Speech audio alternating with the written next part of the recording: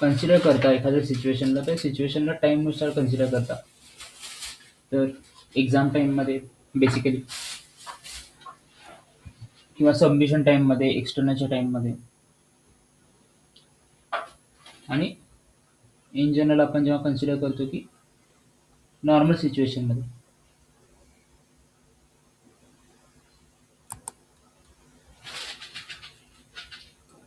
तर यामध्ये ऑप्शन देते. तर त्यामध्ये नॉर्मल सिच्युएशन, त्यानंतर सिटीज और IICs जे इंजिनिअरिंगमध्ये आहेत ते इन सेमिस्टर एक्झामिनेशन 1-2 जे असतील ते. त्यानंतर just for backup purpose prelim exam एवढं नसतं. अँड लास्ट जे आहे ते फायनल एक्झाम. आणि सगळ्यात नंतरचं जे पार्ट आहे ते लास्ट, आफ्टर कम्प्लिटिंग इंजिनिअरिंग और डिप्लोमा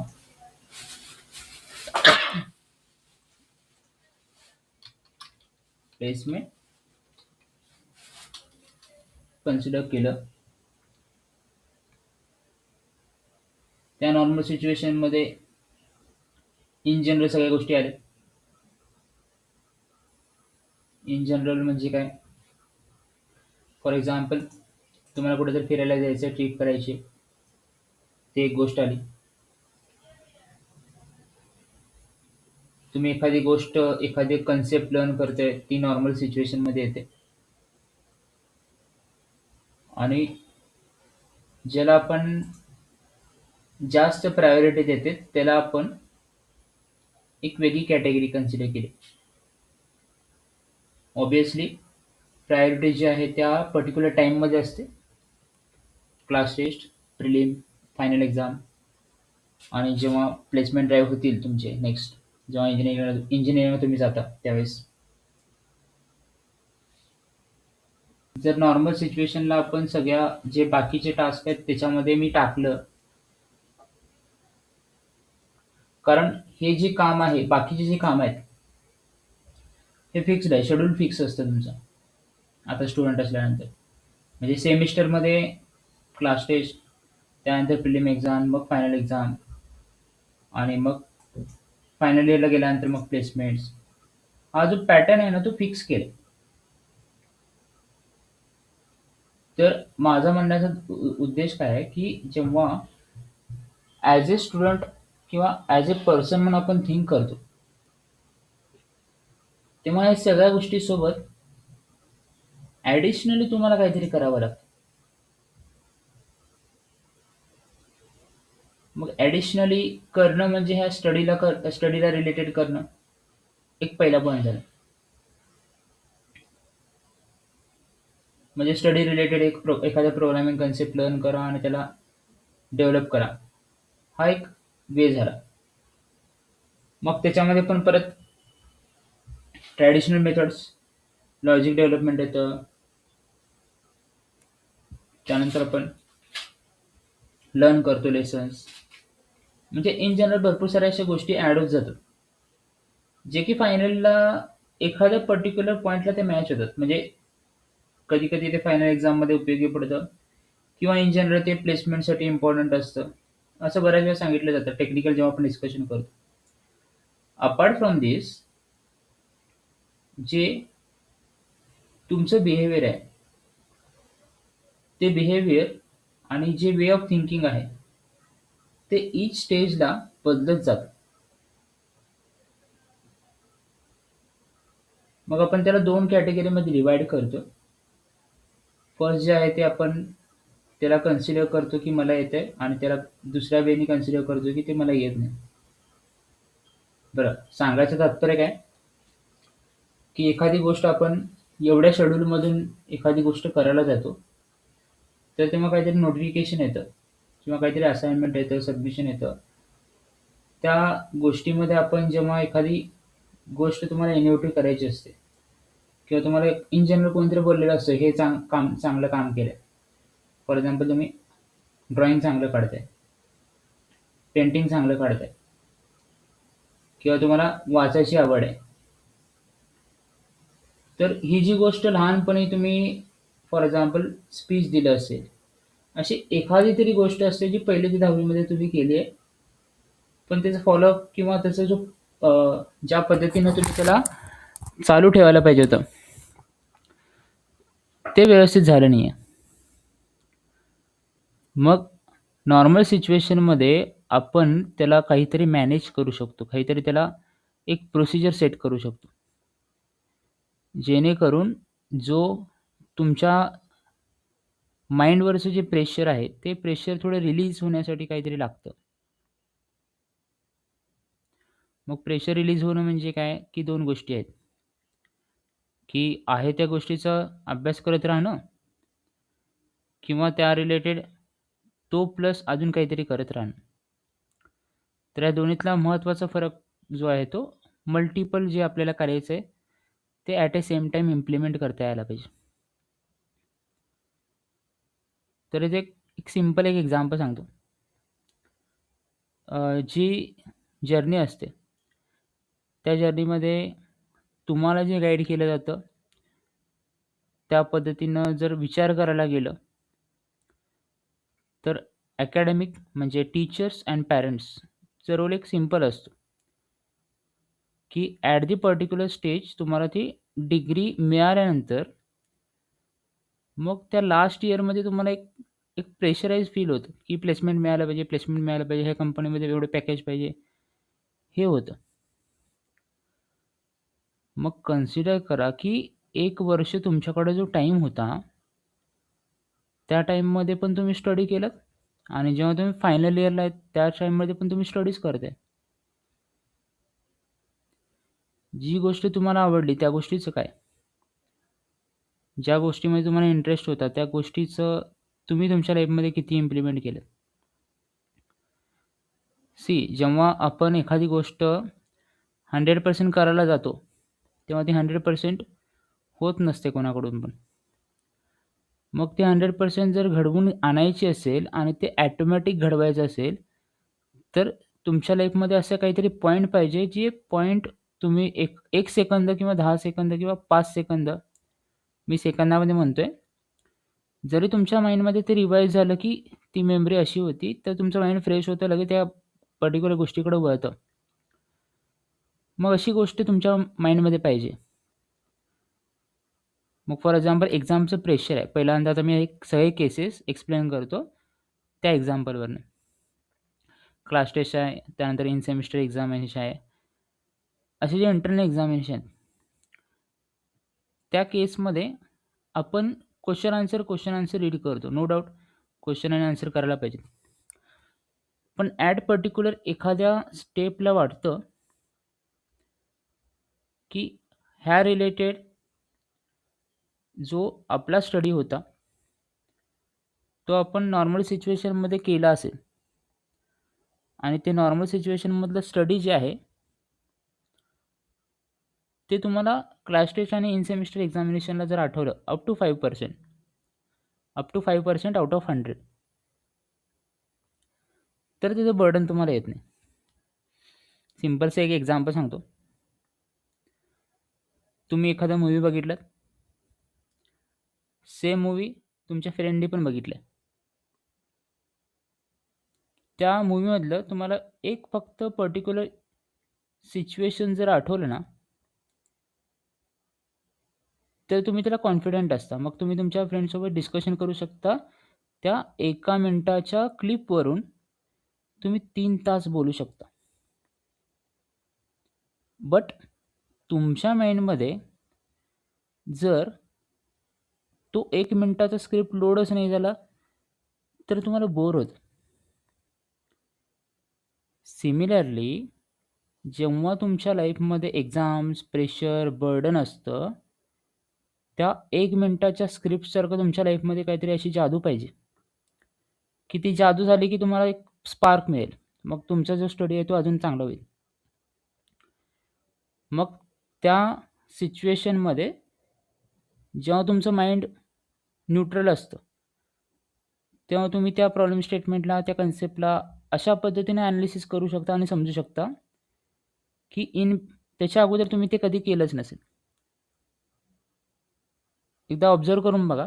आता जे मी एक्झाम्पल सांगितलं त्या पद्धतीनं एखादा मूव्ही तुम्ही खूप वेळा बघितलाय ते तुम्हाला ऑटोमॅटिकली आठवतं. मग आपण स्टडी जो आहे तो 6 महिने फॉर एक्झाम्पल सबमिशन असेल, सबमिशनमध्ये लिहितो आपण. असाइनमेंट आपण प्रॅक्टिकल लिहितो. क्लासमध्ये आपण असतो. क्लासच्या आल्यानंतर काहीतरी होमवर्क असतं. मग तुमचं माइंड जे आहे ते अप टू 100% वर्क व्हायला पाहिजे.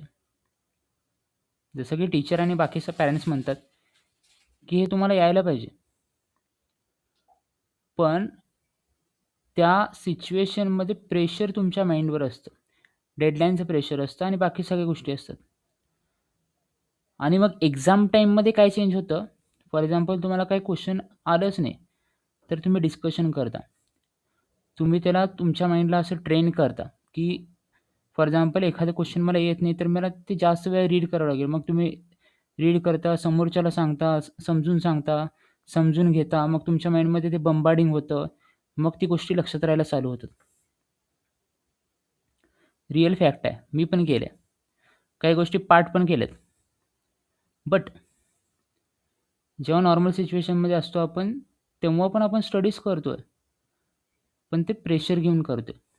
ते फोर्सफुली करतोय. सबमिशन, होमवर्क हे फोर्सफुली केलं जातं. डेडलाईनला ते सबमिट करण्यासाठी ते केलं जातं. प्रॅक्टिकल्स डेडलाईनला लिहिले जातात.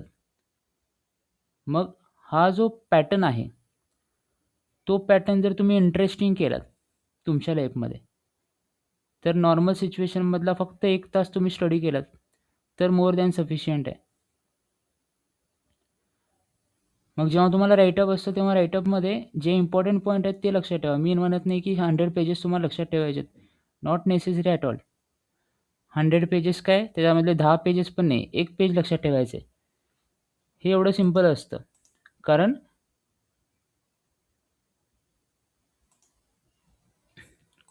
काय, रिझन काय, की ते रिझन एकदम सिंपल आहे, की आपल्याला जेव्हा एखादी गोष्ट समजते, आपल्याला जेव्हा एखादी गोष्ट इंटरेस्टिंग असते, त्याच सिच्युएशनमध्ये आपण काय करू शकतो, त्याला ॲनालिसिस करू शकतो. मला एक गोष्ट सांगा, की 3 तास तुम्ही मूव्ही थिएटरमध्ये बघितलात आणि त्यातलं काय आठवलंच नाही, तर तुम्ही काय म्हणता? किंवा कोण फॉर एक्झाम्पल तुम्हाला मूव्ही घ्यायला घेऊन गेलं, तर त्याला तुमच्यासोबत ते आवडलंच नाही. मग तो काय म्हणणार, की नेक्स्ट टाईम मी तुम्हाला घेऊन जाणारच नाही. किंवा तुम्हाला ते सांगताच आलं नाही कोणाला समोरच्याला, तर समोरचा तुम्हाला म्हणेल. तर हे म्हणणं जे आहे ते वेगळी गोष्ट आहे. जे तुम्हाला ऐकू येतं, जे तुमच्या माइंडला सिग्नल जातं, की ही गोष्ट येते नाही येते, ती टोटली वेगळी गोष्ट आहे. त्याच्या गोष्टीचा कधी फरकच पडू नये तुम्हाला. कारण नॉर्मल सिच्युएशनला जेवढ्या तुम्ही गोष्टी हँडल करता, ॲज अ इंजिनिअर जेवढी आपण गोष्टी हँडल करतोय, तेवढी ती गोष्ट कोणीच हँडल करू शकत नाही. सबमिशन, टर्म वर्क, त्यानंतर असाइनमेंट्स, भरपूर साऱ्या गोष्टी आहेत, जी गोष्ट हँडल होत नाहीत. आणि ते टाईमलाईनला जर सबमिट केलं नाही, तर त्याचं प्रेशर वेगळं असतं. बट ही सगळी गोष्ट मॅनेज करून जेव्हा तुमचं माइंड तुम्हाला सांगतं, की ही गोष्ट तुला ह्या टाईममध्ये करायला पाहिजे आणि त्या टाईममध्ये जर तुम्ही केलंत, तर या सगळ्या गोष्टीला तुम्ही ऑटोमॅटिकली मॅनेज करू शकता. इन केस जर रिव्हर्स सिच्युएशन झाली आणि तुम्हाला नंतर रिअलाईज झालं, की ही गोष्ट आपल्याला जमली नाही आहे, तर हे नंतर रिअलाईज झालेली गोष्ट आणि तुम्ही ज्यांच्या सहवासात राहता, त्याने ते रिअलाईज करून दिलं, तर त्याचा जास्त त्रास तुमच्या ब्रेनला होतो. मग अशा सिच्युएशनमध्ये कधीच आणायचं नाही स्वतःला, की एखाद्या गोष्टीमधून आपण बाहेर पडत नाही. कुठली का मोठी गोष्ट असे ना, किती का प्रॉब्लेम असे ना, कुठलं का एक्झाम असे ना, कुठलं पण सिच्युएशन असेल, तर त्या प्रत्येक सिच्युएशनमध्ये हे तुमचं माइंड हे ॲक्टिव्हली त्या ठिकाणी काम करायला पाहिजे. जर नाही झालं तर ओके. मग त्याचं प्रेशर घेऊन काय होत नसतं. फॉर एक्झाम्पल सबमिशन नाही केलं, ठीक आहे. त्या सबमिशनच्या नावाखाली जे ज्याच्यातला इंटरेस्ट असतो ना, तो इंटरेस्ट निघून जातो. ॲज पर माय एनालिसिस मी सांगतोय, नॉट पर्टिक्युलर तुम्हाला मी पॉइंट करत नाही आहे. तर हा एक पॉइंट होता. तसं सेम क्लास टेस्ट आणि IIScला होतं. आता प्रिलिम एक्झामच्या ड्युरेशनमध्ये सबमिशन येतं. ऑब्व्हियसली प्रिलिम एक्झाम द्यायचं असेल तर मी काय करणार, की वाचणारच नाही किंवा वाचेल 1-2 चॅप्टर किंवा क्वेश्चन वाईज आपलं जे ट्रेंड आहे त्या पद्धतीनं प्रिव्हियस 2-3 क्वेश्चन पेपर करायचे आणि त्यातलं वाचायचं. मग ह्या केसमध्ये बघा, मी एक्झाम्पल रिलेट करतोय प्रत्येक वेळेस, की तुम्हाला ते व्हिज्युअलाइज व्हायला पाहिजे. नॉर्मल सिच्युएशनमध्ये मगाशी मी सांगितलं, की पर्टिक्युलर गोष्ट आपण जेव्हा रीड करतो, जेव्हा क्लासमध्ये सांगितलं जातं, ज्याच्यावर आपण एक 3 महिने काम करतो. म्हणजे प्रत्येक कन्सेप्ट शिकवलेलं असतं. प्रत्येक कन्सेप्ट तुम्ही तुमच्या हाताखालून नोट्स गेलेलं असतात आणि त्याचं रिव्हिजन जर तुम्ही त्यावेळेस नाही केलं, तर क्लास टेस्टला तुम्हाला ते पाठांतर करावं लागतं आणि पाठांतर केलेली गोष्ट किती लक्षात राहतात हे आपल्याला माहिती आहे. म्हणजे एक्झामपुरता लक्षात राहतात. नंतर त्याला माइंडला विसरते ते ऑटोमॅटिकली. का बरं विसरते? त्याच्यामागे एक लॉजिकल रिझन असं आहे, की एखादी गोष्ट आपण एका पर्टिक्युलर सिच्युएशनला एका पर्टिक्युलर टाईमपर्यंत होल्ड करून ठेवू शकतो आणि ते टाईम झाल्यानंतर ते विसरतं. फॉर एक्झाम्पल पाठांतरामध्ये पाठ केलेले जे पाढे आहेत, ते आता लक्षात राहत नाहीत. जे पण तुम्ही मल्टिपल वेळेस लहानपणी पाढे पाठ केले होते, की जेवढे सोपे होते, म्हणजे 2, 3, 4, 5, 6, 7, 8, 8चा मल्टिप्लिकेशन टेबल, 9चा, 10चं अप टू मॅक्सिमम 16-17 पर्यंत पाढे पाठ असतात. कारण आपण प्रत्येक वेळेस रिवाईज करताना 2 to 15, 2 to 16, 2 to 17 पर्यंत जात होतो. मी माझं सांगतोय पर्टिक्युलरली, तुमचं असू शकतं मे बी 30 पर्यंत. तर प्रत्येक वेळेस आपण स्टार्ट केल्यानंतर त्या पर्टिक्युलर स्टेजपर्यंत जातो. स्टार्ट करून परत तिथे जातो, स्टार्ट करून परत तिथे जातो. हे पाठांतराने काही वेळापुरतं लक्षात राहतं. मग 17च्या पुढचं जे आहे ते पाठ केलेलं असतं. पण ते लक्षात राहत नाही.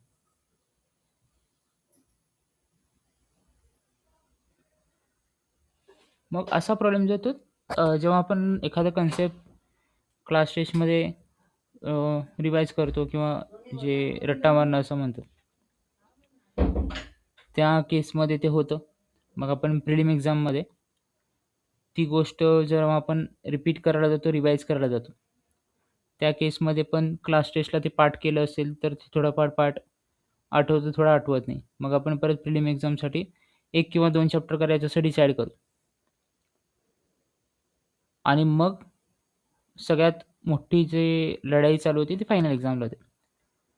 मग फायनल एक्झामला आपण काय करतोय, की प्रिव्हियस इयरचे क्वेश्चन पेपर, त्यानंतर त्याच्यामधलं जे क्वेश्चन रिपीटेडली रीड केलेत ते क्वेश्चन्स प्लस कुठला चॅप्टर 1, 2, 3 करायचा आहे. तो 1, 2, 3 सिक्वेन्स करून मग त्यातलं काही जण नोट्स काढावं लागतं, काही जण लक्षात ठेवावं लागतात, काही जण पाठ पण करतात सिरियसली, काही जण डायग्रामवरून लिहितात. मग ही प्रत्येकाची स्ट्रॅटेजी वेगळी आहे. मग फायनल एक्झाममध्ये तुम्हाला तेवढं एकच फ्लो असतं, तेवढा एकच एम असतं, की फायनल एक्झामिनेशनचं टाईम टेबल तुम्हाला माहिती असतं. तुमचं माइंड त्या गोष्टीमध्ये व्हिज्युअलाइज करायला स्टार्ट करतं आणि त्या एका सिच्युएशनमध्ये तुम्ही टाकता स्वतःला, की त्या एक्झाम पिरियडमध्ये दुसरं काहीच काम करायचं नाही आहे. फक्त स्टडी करायचं आणि मग स्टडी केल्यानंतर त्याचा अभ्यास होतो सिरियसली आणि ते अभ्यास झाल्यानंतर मग मार्क्स पण आपल्याला चांगले मिळतात. पण कधी-कधी 5% 10% जर मग आपल्याला दुसऱ्यांना जर चांगले पडले, तर आपल्याला थोडं वाईट पण वाटतं. कारण त्यांना जास्त पडले, की त्यांनी फॉर एक्झाम्पल अभ्यास करत नव्हते. हे तुमचं ॲनालिसिस असेल पूर्ण सेमिस्टरचं, पण आपण अभ्यास केलाय. मग तो जो गॅप आहे, तो गॅप आपण थोडे दिवस विचार करतो. मग थोड्या टाईमनंतर ते आपण विसरतो. आणि मग पुढचं नॉर्मल सिच्युएशनला परत आपण येऊन थांबतो, ज्या ठिकाणी सेमिस्टर परत चालू होते. मग सेमिस्टर चालू झाल्यानंतर आपल्याला भरपूर सारं परत सेम रिपिटेटिव्ह कामं असतात, ज्याच्यामध्ये आपण मल्टिपल टास्क करतो सेम सायमल्टेनियसली. मग परत क्लास टेस्टला, मग परत IIScची प्रिपरेशन, त्यानंतर प्रिलिम एक्झाम, त्यानंतर फायनल एक्झाम. ह्या सिच्युएशनमध्ये पूर्ण जे आहे ते जर्नी डिप्लोमाची आणि इंजिनिअरिंगची हे निघून जाते.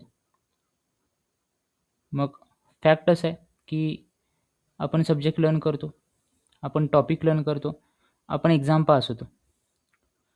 आपण फायनल एक्झाम क्लिअर असतो. We are the in distinction.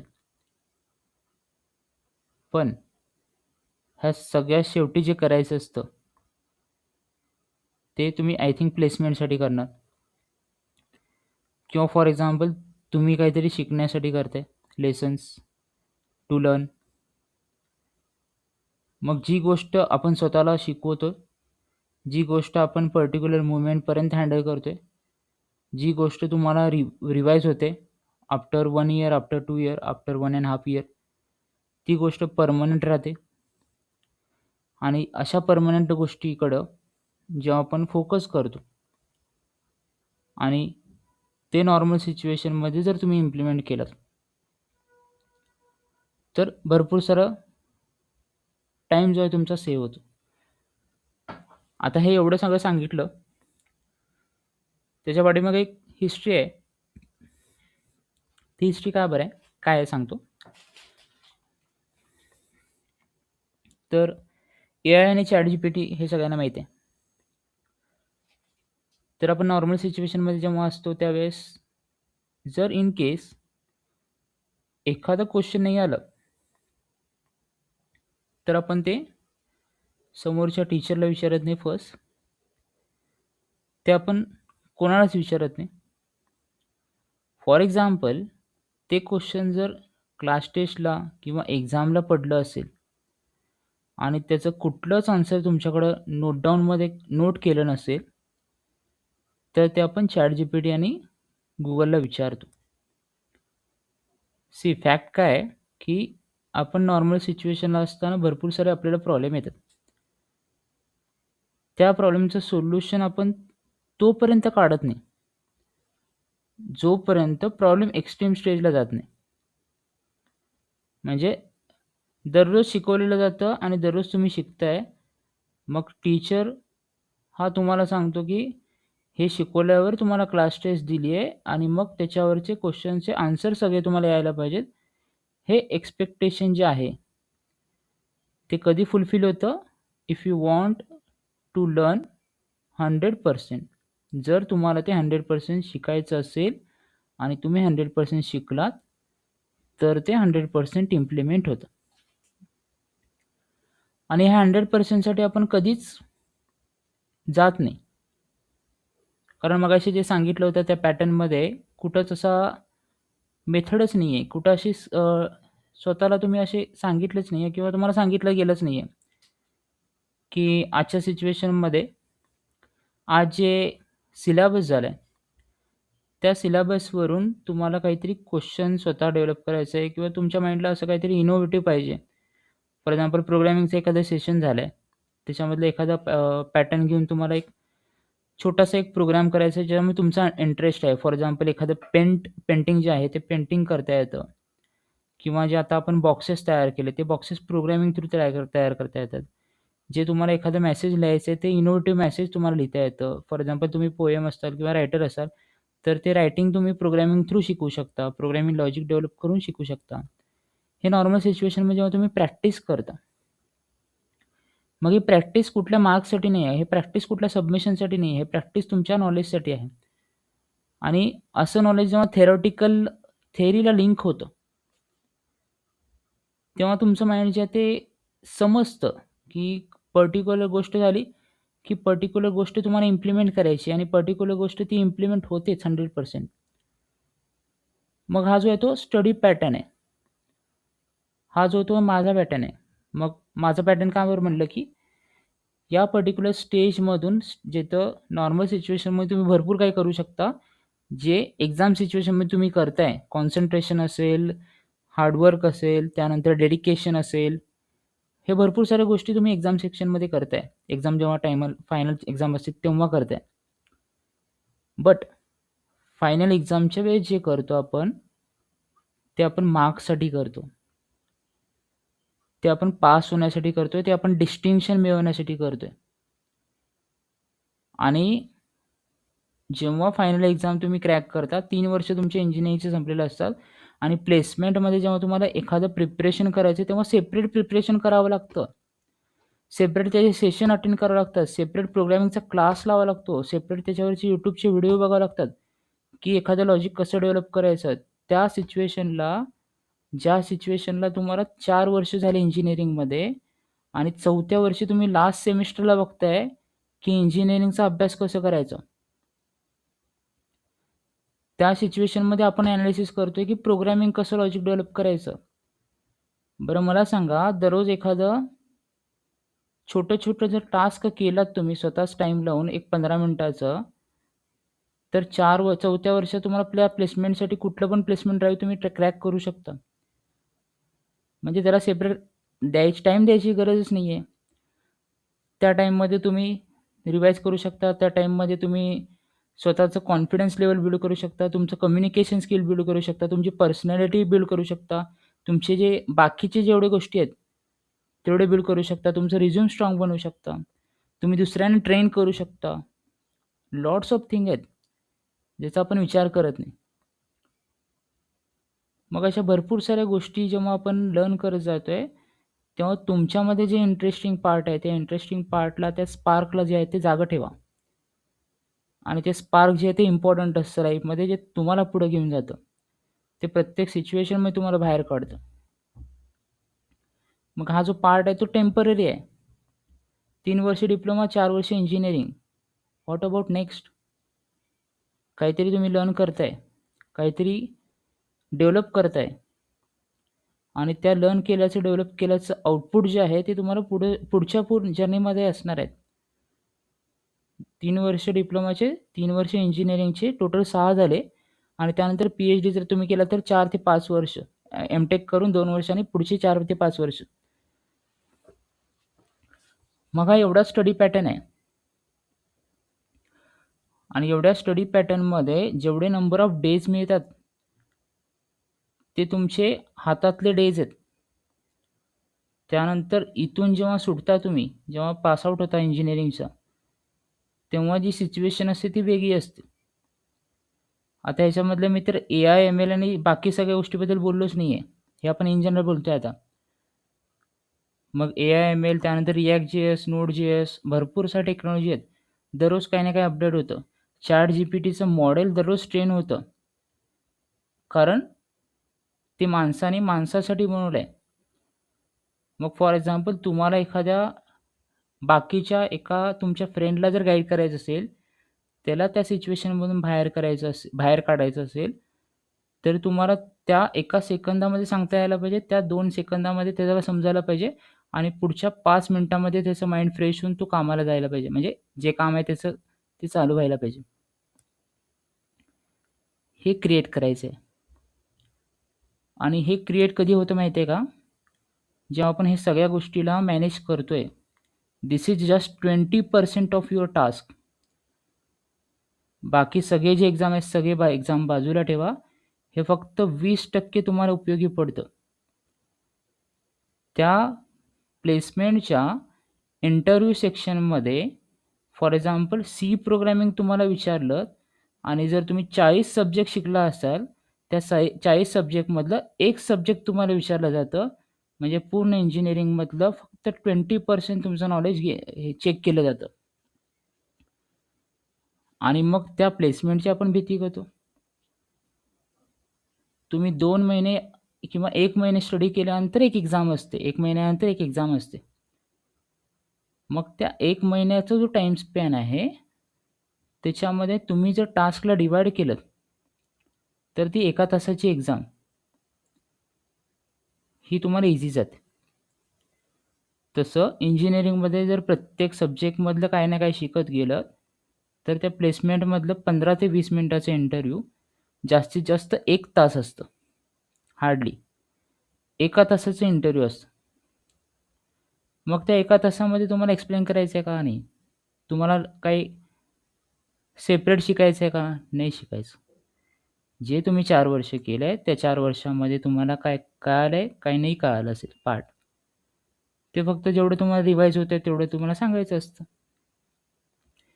पण फरक एवढा आहे, आपल्याला जे एक्झाममध्ये लिहायचं असतं, त्याच्यासाठी आपण अगोदर फॉर एक्झाम्पल पार्ट केलेलं असतं स्टेप नंबर 1 किंवा त्याला लक्षात ठेवलेलं असतं किंवा त्या डायग्रामवरून आपण लिहित जातो.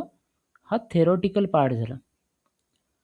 आणि जेव्हा प्लेसमेंटचे ड्राईव्ह होतात, जेव्हा इंटरव्ह्यू होतात, तेव्हा त्या थेरॉटिकलचं प्रॅक्टिकल नॉलेज विचारलं जातं. इन जनरल थेअरी पेपर आणि प्रोग्रॅमॅटिकली त्याला विचारलं जातं. लॉजिकल वेने विचारलं जातं. मग तुम्हाला त्या थेअरी पार्टचा कन्सेप्ट बरोबर ॲक्युरेट असेल, प्रोग्रामिंगचा कन्सेप्ट ॲक्युरेट असेल, तर सडनली तुम्ही आन्सर देता. आणि इन केस त्या 4 वर्षामध्ये तुम्ही प्रोग्रामिंग किंवा ज्या सेक्टरमध्ये तुम्हाला द्यायचं आहे त्या सेक्टरचं प्लॅन व्यवस्थित केलं नसेल, तर ऑब्व्हियसली ते आन्सर देता येणार नाही. म्हणजे जसं आपण रिॲक्ट करतो, जसं आपण ॲक्ट होतो, त्या पद्धतीने तुम्हाला सगळे फीडबॅक मिळतात. तर जे गोष्टी आहेत, ते गोष्टी तुम्हाला हे सगळे जे लिहिले आहेत स्क्रीनवर ते सगळे करायचे आहेत. प्लस तुमच्यामध्ये जे स्पार्क आहे ते आयडेंटिफाय करायचे. त्यासाठी सेपरेट टाईम द्या. कारण ती गोष्ट तुम्हाला कुठल्या पण सिच्युएशनमधून बाहेर काढू शकते. कुठल्या पण सिच्युएशनमधून म्हणतोय मी. एक्झाम हा एक फक्त सिच्युएशन झाला. तसं लाईफमधल्या कुठल्या पण प्रॉब्लेममधून जर त्याला बाहेर यायचं असेल, स्वतःला सेल्फ मोटिव्हेट जे म्हणतात ना, त्यामध्ये ही एक गोष्ट असते, की आपण त्या गोष्टीतून बाहेर येण्यासाठी एक आपल्याकडे जे एक त्या काय म्हणतात त्याला हत्यार असतं.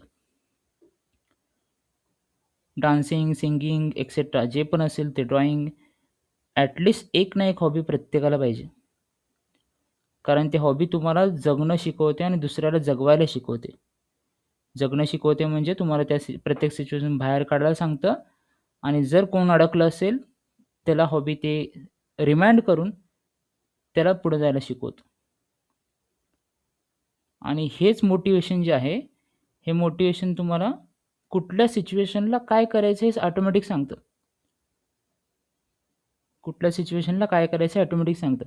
एक रिअल एक्झाम्पल सांगतो. मग आपण कन्क्लूड करूयात. जेव्हा तुम्ही एक्झामच्या पिरियडमध्ये स्टडी करत असता, त्या एक्झामच्या पिरियडमध्ये स्टडी करताना एका पर्टिक्युलर मोमेंटला जेव्हा तुम्हाला कंटाळा येतं, तेव्हा तुम्ही कोणासोबत तर बोलता किंवा काहीतरी बघता, ज्याच्याने तुमचं मन जे आहे ते थोडं रिलॅक्स फील करतं. मग मला सांगा, सबमिशन, त्यानंतर बाकी सगळं कॉलेजचे लेक्चर्स, प्रॅक्टिकल हे सगळं जर रुटीनमध्ये जर तुम्ही सेम सायकलमध्ये तुमच्या माइंडला सांगितलं, की हे करायचं ते करायचं, ते करायचं, ते करायचं पण ते रिलॅक्सेशनचं काय?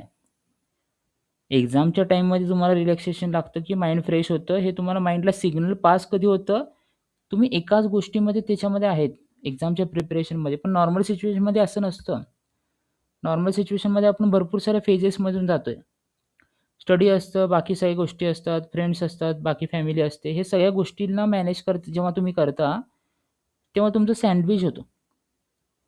आणि मग तुम्हाला जे करायचं असतं ते रिलॅक्सेशन कधी-कधी मिळत नाही. मग तुम्ही फॉर एक्झाम्पल रागाला येता किंवा फ्रस्ट्रेशन होतं. तर ही गोष्ट थोडी बाजूला ठेवून तुमच्या डेली रुटीनमध्ये काय करायचं आहे ह्याचं व्यवस्थित एक प्लॅन जर क्रिएट केलं आणि त्या प्लॅननुसार जर तुम्ही स्वतःला सांगितलंत, की ही गोष्ट मला ह्या वेळेस करायची, ही गोष्ट ह्या वेळेस करायची. मग ऑटोमॅटिक गोष्टी सॉल्व्ह होतात. फॉर एक्झाम्पल सबमिशन करायचं आहे. हा एक पार्ट झाला. इट्स नॉट कंपल्सरी, पण ते करायचं. कंपल्सरी म्हणजे आत्ताच करणं कंपल्सरी नाही आहे. आता दररोज होमवर्क तर तुम्हाला मिळत नाही आणि मिळाला तर तो एक 5-10 मिनिटामध्ये कंप्लीट होतो. पण बाकी सगळे जे आहे ते वीकली प्रॅक्टिकल असतं. मग तुमचं आज प्रॅक्टिकल झालं बुधवारी, तर नेक्स्ट बुधवारी तुम्हाला ते दाखवायचं आहे. मग तुम्ही नोट करा टाईम. ह्या टाईमला हे करायचं आहे. मग बाकीच्या टाईममध्ये तुम्ही रिलॅक्स राहा. फॉर एक्झाम्पल आज 4 सब्जेक्टचे थेअरी क्लासेस झाले. मग त्याच्यामध्ये 2 ते 3 पेजेस तुम्ही लिहिलेत किंवा पेजेस लिहिलेच नाहीत. काही जणांची नोटबुक इनकम्प्लीट असते. मग ते नोटबुक कंप्लीट करण्यासाठी पण टाईम लागतो. मग असं थोडीच कंपल्शन आहे की आत्ताच्या आत्ता करायचं आहे. तुमचं माइंड जेव्हा रिलॅक्स असेल तेव्हा करा. रीडिंग प्लस रायटिंग, रायटिंग किंवा रीडिंग हे दोन्ही सायमल्टेनियसली होऊ शकतात. मग जेव्हा तुम्हाला गोष्ट करायची ती तेव्हा करा. फोर्सफुली करू नका. सबमिशन आलं सबमिशन करा. ते करायचं आहे, ते टाईमलाईनची वाट बघू नका. तुमच्या टाईमनुसार जसं जमतं तसं करा. तुम्हाला जसं पाहिजे तसं प्लॅन करा. टीचरने सांगितलेलं प्लॅन हे डेडलाईनवर असतं. हे तुमच्या सिच्युएशनवर नसतं. First thing.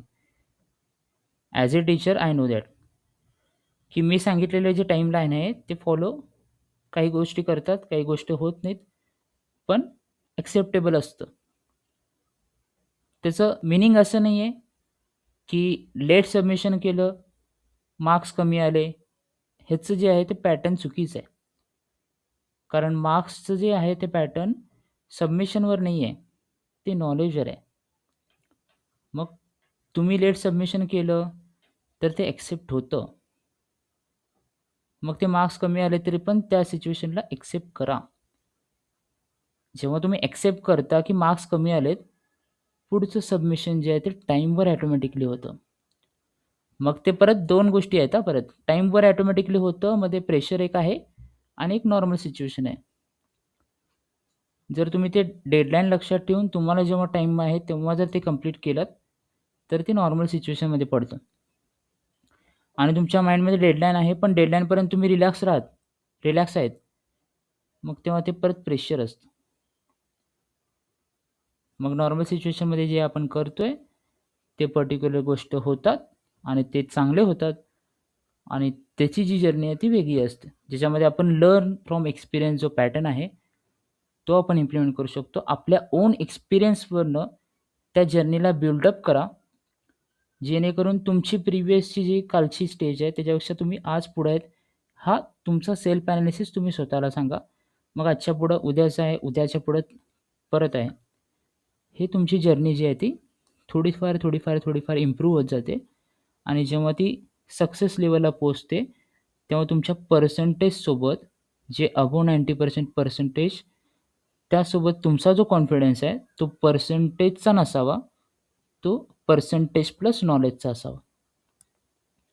आणि जेव्हा पर्सेंटेज आणि नॉलेज हे दोन्ही कंबाईन होतात, तेव्हा लास्टचा जो पार्ट आहे लेसन्स आणि प्लेसमेंट हे दोन्ही अचीव्ह होतात आणि हे एकदा अचीव्ह झाले, तर तुमच्या लाईफमध्ये कधीच काहीच कमी पडणार नाही. आणि जे एक्सपिरियन्स नॉलेज जे आहे, ते नॉलेज तुम्हाला शिकवतं आणि त्या नॉलेजवरनं आपल्याला भरपूर साऱ्या गोष्टी अंडरस्टँड होतात. ओके. Any questions?